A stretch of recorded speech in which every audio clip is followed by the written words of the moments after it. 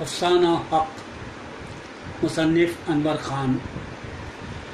अपन खाली मैयत को कांदा देने का पैसा नहीं लेता, बाकी हर काम का पैसा है।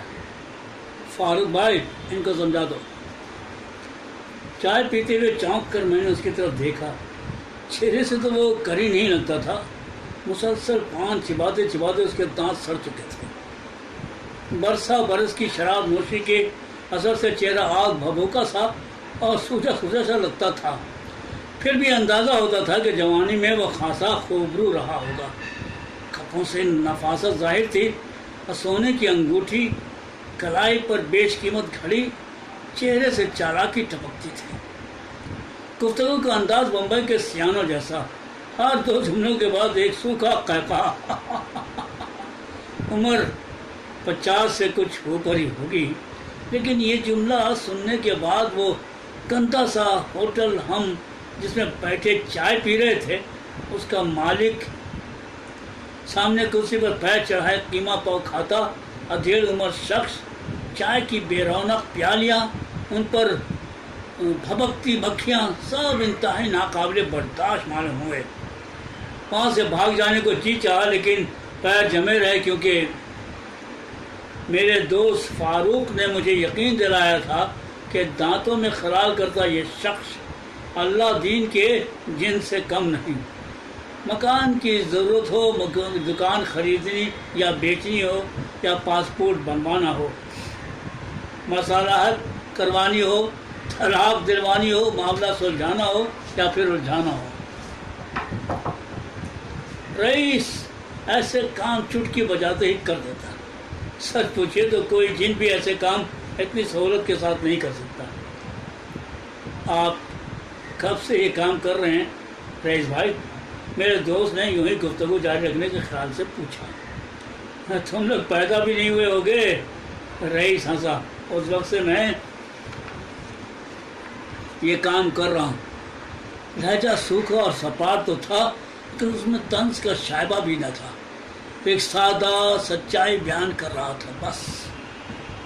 मुझे उच्छ लगा, मैं ऐसे जवाब का मुतवक्का न था। खांसी के बहाने मैंने झुककर मुंह छुपाने की कोशिश की।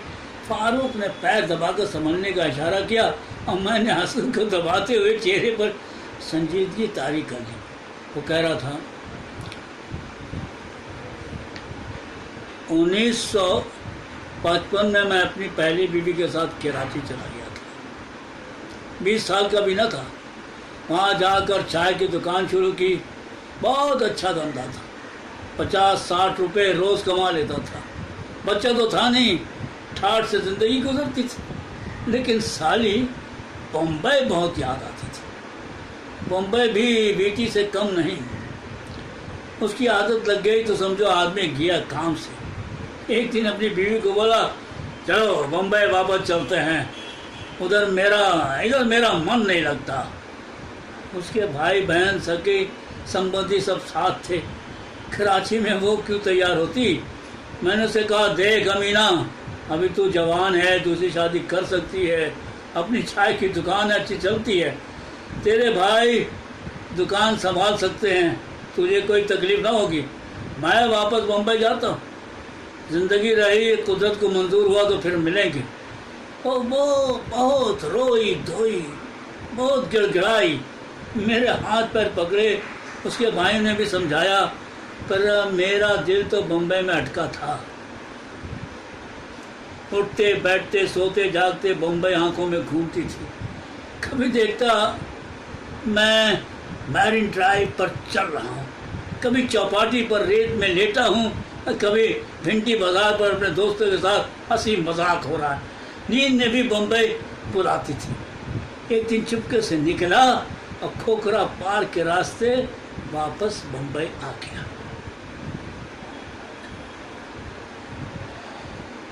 इधर आकर मेरे को बहुत सुकून मिला। वही पुरानी लाइफ चालू हो गई। सुबह को मैटनी शो, शाम को कभी बीटी स्टेशन पर फाउंटेन पेन बेचा, कभी सड़क पर प्लास्टिक के खिलौने, हड़ी जोड़ी, 3 पत्ते की हड़ी, जबर का सांप, सब धंधा अपन ने किया। वो घास में चिट्ठी डालते हैं ना, किसी चिट्ठी में 1 का 2 का या 5 का नोट होता है, बाकी सब खाली होती। 4 आने में कोई भी चिट्ठी उठाओ, फिर जैसी जिसकी किस्मत। ये मेरा आइडिया था। सबसे पहले मैंने अंधेरी स्टेशन पर शुरू किया। टीवी आया तो सबसे पहले मैंने हस्तीमल कंपाउंड में इतवार की फिल्म दिखाना चालू किया। बड़े आदमी का 4 आना, बच्चे का 2 आना, औरतें और बच्चे बहुत आते थे, पूरा कंपाउंड भर जाता था। मुझे उलझन हो रही थी उसकी बातें सुनने को। जी तो 4 आ था, लेकिन मेरे काम की तो अब तक कोई बात ही नहीं हुई थी। मुझे कमरा किराए पर चाहिए था, बाल बच्चों को वतन से लाना था, मेरा दिल कहीं और था। आपने शादी नहीं की? फारूक ने पूछा। इसकी भी लंबी स्टोरी है, बिल्कुल फिल्म के माफिक। एक दिन नाथ शनिवार पर टिकट के लाइन में खड़ा था, बहुत लंबी लाइन थी। एक लड़की आई मेरे पास, बोली मेरा टिकट निकालेंगे आप? मैं बोला क्यों नहीं। लड़की नाक नशे की बहुत अच्छी थी, रंग गोरापन, अंग इक्का स्पंज और स्प्रिंग में तो मस्त हो गया। टिकट निकाला तो उसकी सीट मेरे बाजू में ही आई। मैं उसके साथ बहुत शराफत के साथ बैठा। मेरे लिए वो इंटरवल में आइसक्रीम लेकर आई। मैं बोला थैंक यू। खुश हो गई, बोली पढ़े लिखे मालूम होते हो? मैंने कहा इंग्लिश मीडियम से 8वीं तक पढ़ा हूँ। आप रोज़ पिक्चर देखते हैं? मैंने कहा हाँ, मैं हर रोज़ मैटनी शो देखता हूँ।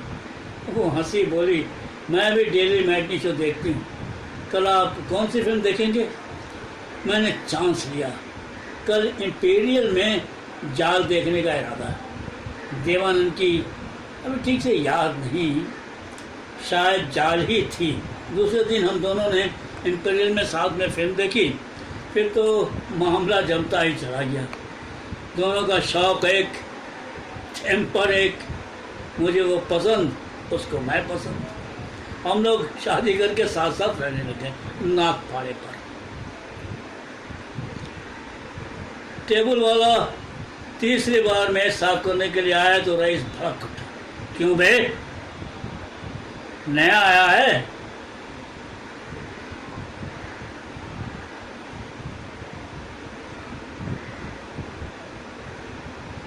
ये तीसरी बार टेबल साफ करते मैं देख रहा हूँ।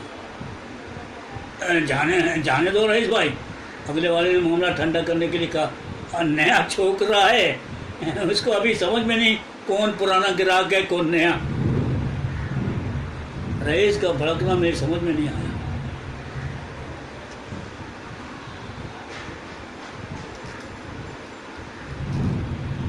फारूक ने बताया कि ये गाहक को एक तरह का इशारा है कि टेबल खाली करो, बहुत वक्त हो गया। फारूक ने मौका गनीमत जानकर 3 चाय का ऑर्डर दिया और रईस का गुस्सा झांक की तरफ बैठ